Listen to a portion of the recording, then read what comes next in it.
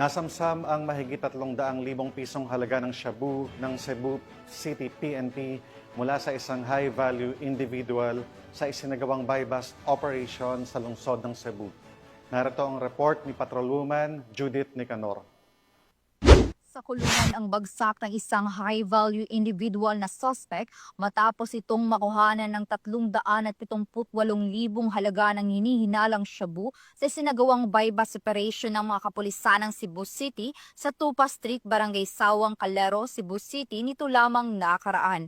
Kinilala ni Police Colonel Enrico E. Figueroa, Acting City Director ng Cebu City Police Office, ang suspect na si Teban, 34 anyos, na residente ng Purok Kamungay, Barangay Kandulawan, Talisay City, Cebu. Batay sa ulat, bandang alas 12:30 ng gabi na ikinasa ng mga operatiba ang buy-bust operation na nagresulta sa pagka-aresto ng suspect at pagkasabat ng 3 pakete ng hinihinalang shabu na may timbang na 55.6 grams at may standard drug price na 378,080 pesos, buy-bust money at isang wallet. Samantala, kasalukuyang nasa kustudiya ng Police Station 6 CCPO ang suspect at maharap sa kasong paglabag sa Republic Act 9165 o Comprehensive Dangerous Drugs Act of 2002. Magandang araw po sa atin lahat. Ako po si Police Captain Giancarlo Reyes, Officer in Charge, Police Station 6, Cebu City Police Office. Ang nahuli po namin ito na gumagamit at nagbebenta ng pinagbabawal na gamot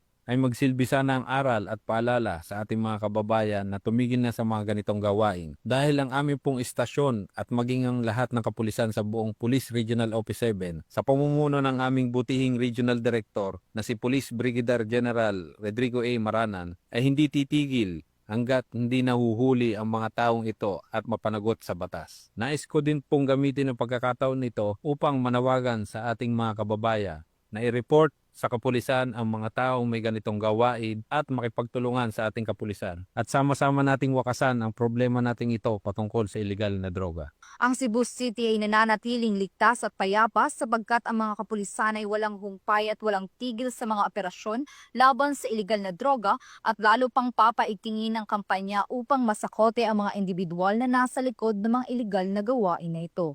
Mula dito sa Central Visayas, akong Police News Network Correspondent, Patrolwoman Judith Nicanor, alagad sa patas na nataguyod ng balita.